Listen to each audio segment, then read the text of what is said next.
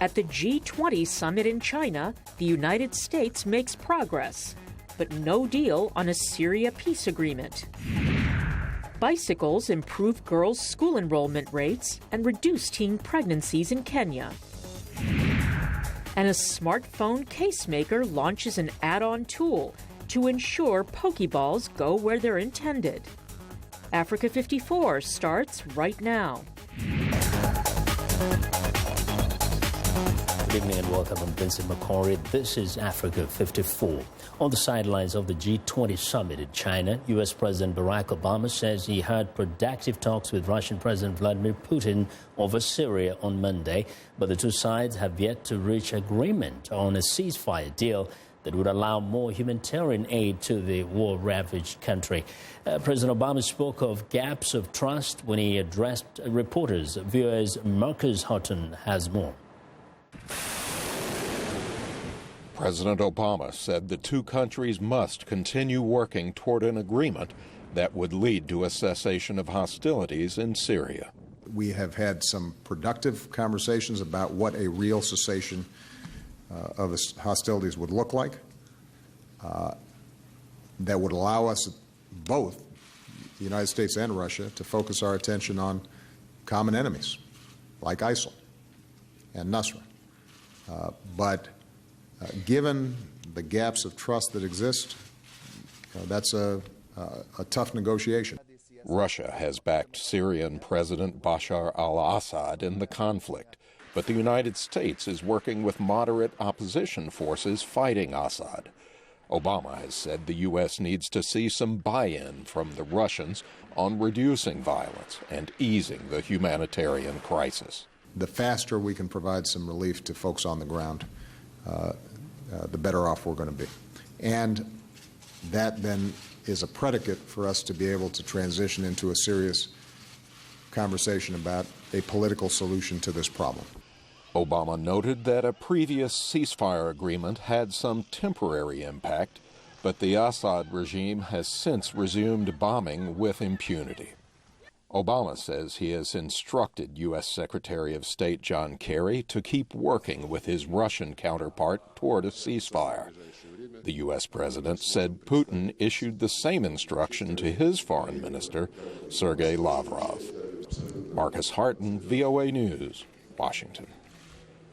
President Obama also addressed global economics and technologies at the G20 summit. One of the things that we learned through the G20 process is that more than ever our economies are interconnected, and we've got more work to do together to keep the global economy growing. We have to do more to grow wages faster, to shrink inequality faster, to give everybody a shot at opportunity and security in a changing economy. And that should be the way forward for the G20, to make sure that the benefits of trends like globalization and technological progress are shared broadly by more workers and families who still feel like the global economy is not working for them.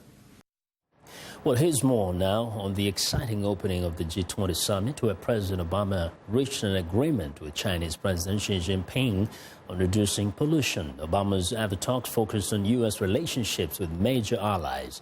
Here's VOA's Zlatitsa Zahuk. The Sunday opening of the G20 summit was as spectacular as the opening of the 2008 Beijing Olympic Games. With good reason. The government turned yet again to celebrated film director Zhang Yimou to lend his vision to a major international event in China. The special performance combining music, dance and light effects took place on the water against the natural backdrop of Hangzhou's West Lake. The performers were not exactly miracle workers. There was a solid stage just under the water's surface, but the effect still was awe-inspiring. Chinese President Xi Jinping welcomed participants at the gala dinner Sunday night. Obama used the opportunity to hold individual talks with major world leaders. In a meeting with Turkish President Recep Tayyip Erdogan, he promised U.S. help in tracking the perpetrators of the failed military coup in Turkey, but did not say it will include the extradition of a Turkish cleric Erdogan blames for the coup. The two also discussed Syria. President Erdogan and I also agreed to continue pursuing a peaceful political transition in Syria, which is the only lasting way to end the terrible civil war there. And together we'll keep working to ease the humanitarian suffering, make sure that Syrian civilians can once again live in security, and that we can stabilize the region as a whole. Syria's situation is complicated because of the number of parties involved in the conflict. The United States and Turkey cooperate in fighting Islamic State, and both oppose the government of Bashar al-Assad. But unlike Turkey, the U.S. also supports Kurds fighting the terrorists in Syria.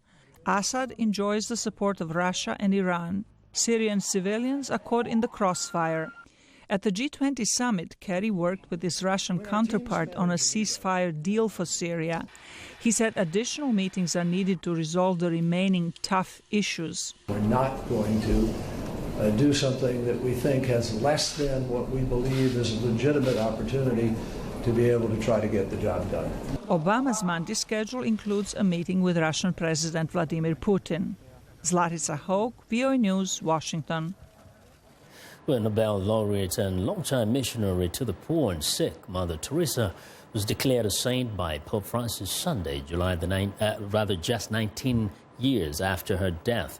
Sunday's canonization ceremony took place in front of tens of thousands of people at St. Peter's Square. Small of stature, the Albanian nun, now known as St. Teresa, opened missions of charity in more than 120 countries, aided by several thousand nuns and over 1 million volunteers.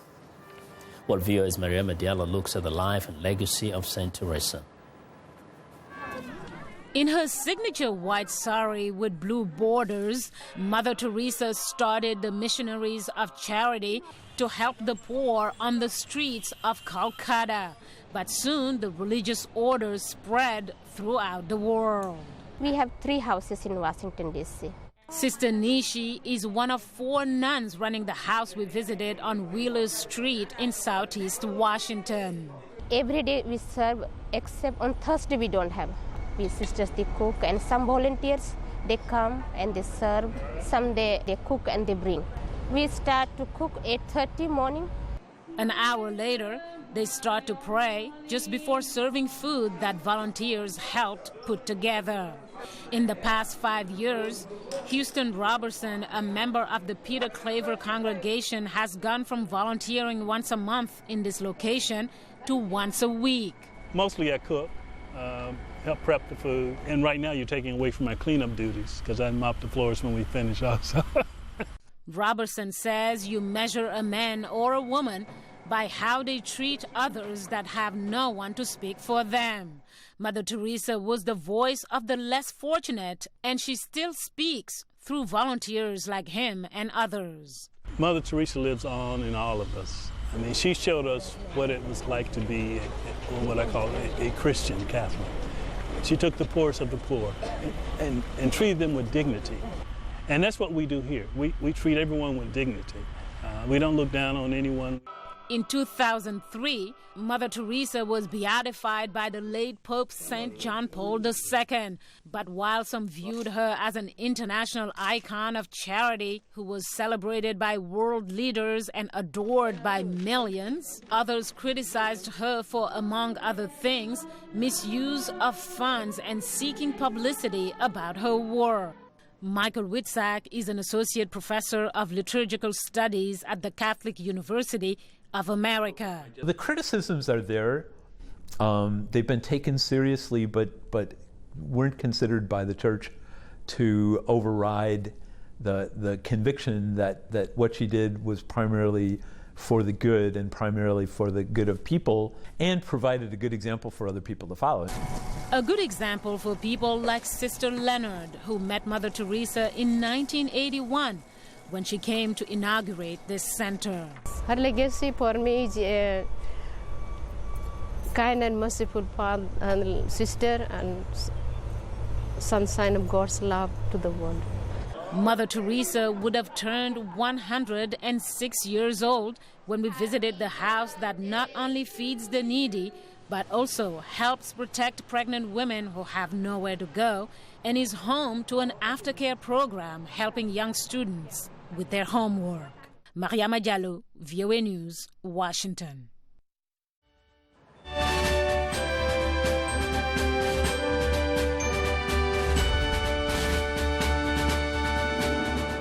Well, in the race for the White House, intense scrutiny of Republican presidential candidate Donald Trump's immigration proposals and Democratic Hillary Clinton's handling of emails as Secretary of State is back in the spotlight. VOA's Michael Bowman reports. 2 months before Election Day, the Clinton campaign is again on the defensive after the FBI released notes from its 3-hour interview with the Democratic presidential nominee in July. The agency already announced it uncovered no criminal wrongdoing, but the notes underscore conclusions that have dogged Clinton for months. There is evidence that they were extremely careless in their handling of very sensitive, highly classified information. More than 24 times, Clinton said she could not remember details about her electronic correspondence as Secretary of State. During her tenure, she used a private email account to conduct official business. The FBI was only partially successful, recovering data from a private server that had been wiped clean. I will say it was a mistake. I would not do it again. According to the FBI's notes, Clinton said she was unaware some emails she received contained classified information because she did not know that a C marking denoted classified. The Trump campaign pounced. A former United States Senator, former First Lady, and certainly the sitting Secretary of State should know what the C means. Hillary Clinton is having a hard time being accepted as a truthful and honest candidate. Clinton's running mate says the notes confirmed the FBI's basic conclusions. These notes, which Hillary urged be made public, demonstrate clearly why the FBI saw no need for additional criminal proceedings. Republicans will continue to hammer away at the controversy. Government access and favors will no longer be for sale, and important email records will no longer be deleted. Democrats are counterpunching. We've got a candidate in Donald Trump who won't release his tax returns to the public after he promised to do so. Meanwhile, polls show most Americans view both Clinton and Trump unfavorably. Michael Bowman, VOA News, Washington. We want to know what you think about Africa 54 and the stories we covered. Join the conversation on Facebook. The address is Africa54. And check out our headlines 24/7 on voaafrica.com. Find me on Twitter at VOA Vince Makori. Coming up, how the power of the pedal helps girls in Western Kenya. Stay with us.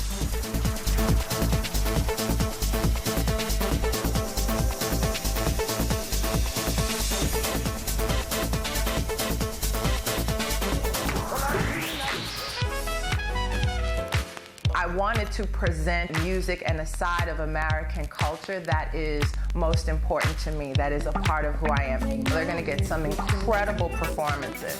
That's one of the things I love, bringing these artists in so you can get to see them do what they do. It's soul music, and that's what music is. It's that which comes from the soul.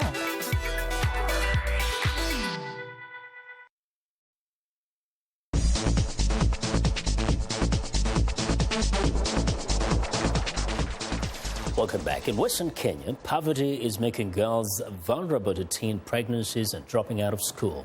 But a program in the region seeks to empower the girls by giving them transportation in the form of bicycles. Leniro Vaga has more. The Ngala family prepares to eat breakfast at the start of their day, part of their morning routine. Today, 16-year-old Lois Luceno will attend the first day of school as it reopens for third term. In the past, Luceno had to walk approximately 10 kilometers just to get to school. However, her newly acquired mode of transportation, furnished by a U.S. charity, World Bicycle Relief, will make her commute much easier. The Ngalas are subsistence farmers who earn just $30 a month, barely enough for food, school fees and transportation. Many teenage girls drop out of school and become pregnant. Lucena talks about the resistance that girls face from rickshaw motorbike riders in the area. They normally stop us on the road when we are on legs. They told us they will carry us. When they carry us, they start disturbing us to stop to drop out of the school, which is not good. Need all the necessary practices. Ainea Ambulwa, a teacher at Bukawaya Secondary School in Kakamega, is also a member of the Bicycles Supervisory Committee at the school. He makes sure the girls are keeping the bikes in good condition. Ambulwa says overcoming poverty remains a challenge. Like have so many breakdowns because of the family use, where the bicycle is carrying a lot of heavy load. Then you find that it breaks down and the family cannot afford to service it. So you find that time period the bicycle is not being used by the students. World Bicycle Relief is based in Chicago and distributes the bikes through another charity, World Vision. In 2015, the groups set up a production plant in Kisumu, Kenya. The cost of a so-called Buffalo bicycle costs around $180, out of reach for most households in rural Kenya. But with the help of donors, they have distributed about 7,000 bicycles countrywide, the majority of the recipients being girls. Peter Wechuli, the program's coordinator, says the bikes have improved children's lives. He says the location of the plant, around 100 kilometers from Kakamega, remains a problem. The challenge that we have is around resources, getting these bicycles to destinations. In as much as we'd want to cover a bigger area, we are limited by resources. But we are at the same time working within the same, the resources that we have to make sure that we cover the most. Last year, Lois Luceno dropped out of school temporarily due to a lack of transportation. With the bikes, she and other girls will be able to not only complete their education, but also pursue their dreams. Lenny Ruvaga for VOA News, Kakamega and Kisumu, Kenya. Well, now, for African migrants who reside in the Washington, D.C. area, an important event is coming up. It's the Teaching Africa Day. Now, the occasion is dedicated to educating the next generation about Africa. To tell us more about it, I'm joined by Paulette Mpuma, the developer of an educational board game about Africa, the Africa Memory Game. Ms. Mpuma, welcome to Africa 54. Thank you. So this is a very smart kind of idea, I have to say. But tell me first, how did you come up with this and why did you think it's important? This is very important for our generation to learn more about Africa. So we came together as a group of educators. You will find in the organization Africa Access, Tutu Storybook, Howard University, and many more like Kumba Kids, Little Malaika, many more organizations teaching youth about Africa. So instead of having different events, we came with one event where everybody can meet, can have books about Africa, games about Africa, videos about Africa. Very interesting. Now, very many kids take interest in things happening in Africa, but many times, you know what? It's the lions and the zebras and all the beautiful wildlife. What are you teaching these kids? What we do is we step out of the stereotype of having only disease and sickness in Africa, and we teach them the general history, culture of Africa. So through the books, they can discover the Africa they don't know. So you will have even the library, Montgomery County Library, there showing all the books and resources they have about Africa. And through the games like the Africa Memory Game, I take children through like a race of knowledge. And from South Africa to Northern, they discover 54 countries, and that are different, even in culture, in language, and it's just wonderful. Yes, because oftentimes I say, for many people in this part of the world, the most beautiful thing they know about Africa is wildlife. Exactly. But everything else is ugly and poor and sick. So that's a commendable thing you're doing there. But how do you find for example, this event you're organizing that is coming up on September 17 at the Civic Center in Silver Spring? Yes, what has been the response of parents? It was a great, because most of the parents came and told us, if we have that when we were young, when we were at school, it would be great. Because you have to understand that a child is from childhood, he takes his knowledge. So if you train a child without ignoring Africa, when he grow up and he work for State Department or anything, you can imagine the kind of policy that will come out of there. So you have to teach them from the youth so you know exactly what you have in the future. So it's not just that you want them to know about where their parents or grandparents came from, Yes. but also that this is knowledge that can be useful to them in the future, right? Yes. Yes. Yes. Now, another question very quickly. In terms of the stereotype, do you find that a great number of kids already have developed those stereotypes, Yes. perhaps through what they hear? Yes, and what we have to understand is not only the older kids, our own children have that.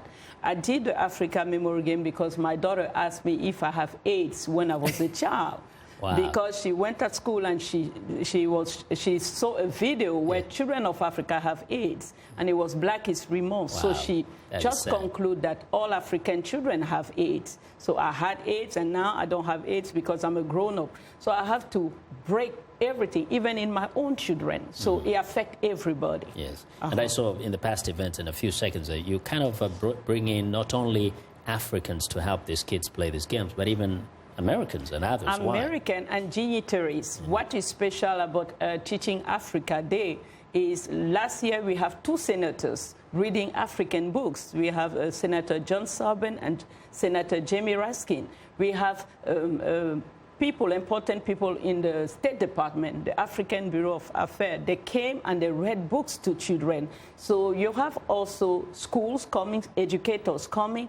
It's just what, how could I say, it's a community coming together to understand that Africa, knowledge of Africa should affect not only the government, but all the way to our community. Thank you very much. Very commendable effort there. Thank you very much for joining us today here. Thank you. All right. Thank you. And Paulette Tempoma is the developer of an educational board game about Africa. It's called the Africa Memory Game. Well, it's time now for a short break. Still to come on Africa 54. A new gadget aims to help Pokemon Go enthusiasts in their virtual quests. We'll be right back.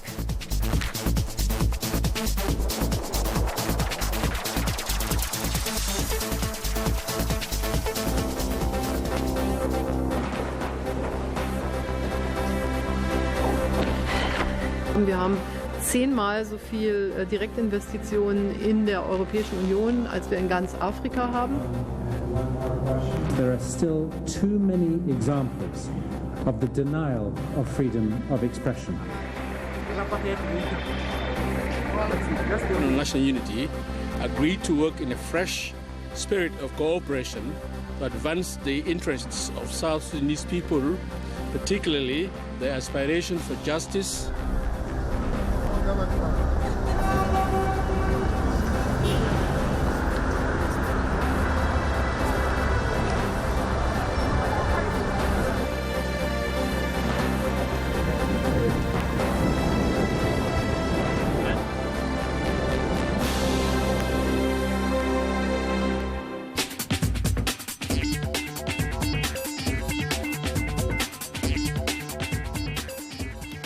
Welcome back to Africa 54. I'm Haiti Adams Fitzpatrick. Here is what's trending.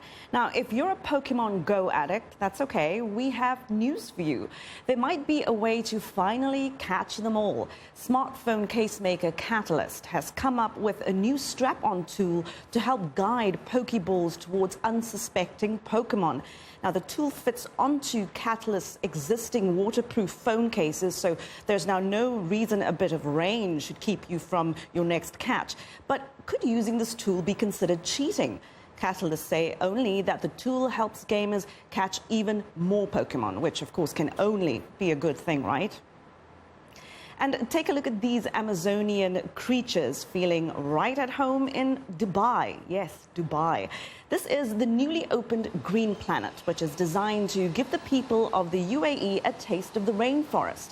Visitors can see tropical creatures from all over the world, including a variety of birds, lizards, even a sloth. But what about all the energy it takes to turn a desert into the tropics, especially with all that precious fresh water? Green Planet says the exhibit is energy efficient and, of course, green.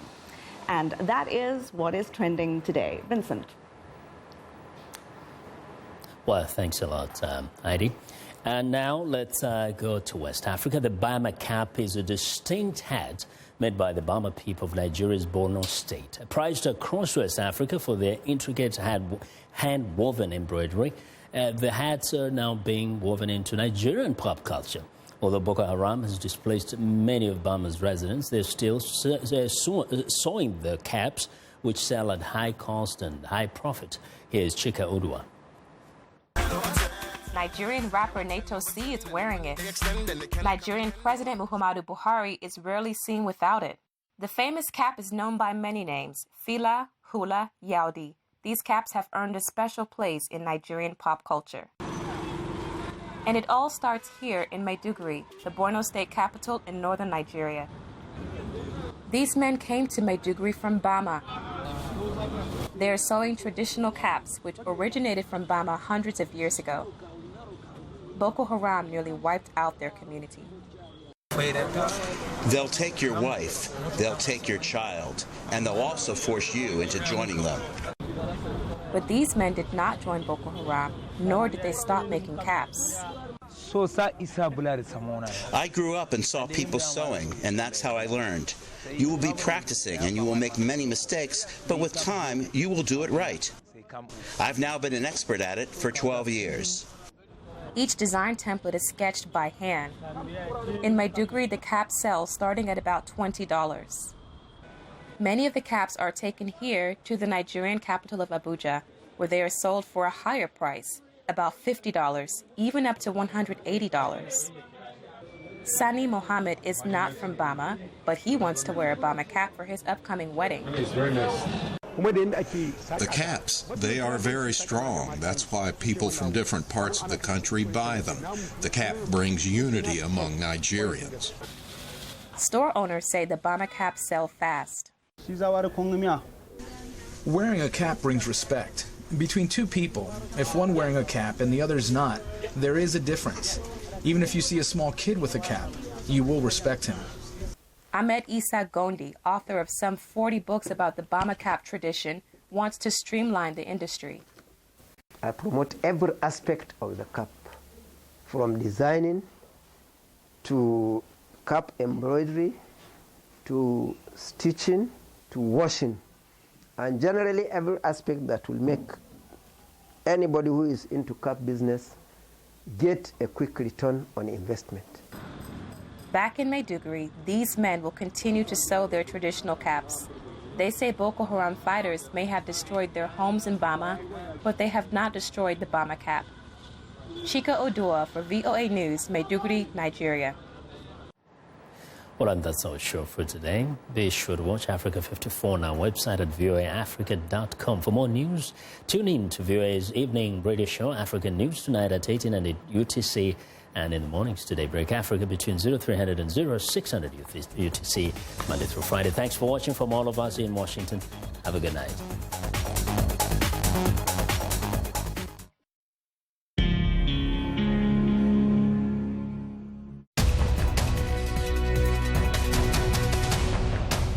Welcome to the Voice of America's Newswords. This word is one you might hear in many different stories. Generally, it has a positive meaning. Solution. Despite different views of events that led to this crisis, Kerry says the United States and Russia agree on the importance of finding a diplomatic solution, and both made suggestions about how to de-escalate the security and political situation. A solution is something that solves a problem. It is something that is used or done to fix a difficult situation. When there are problems between countries, there can be a peaceful or diplomatic solution, or a military one, war. Now, when you hear the word solution, your American English will be good enough to know what it means.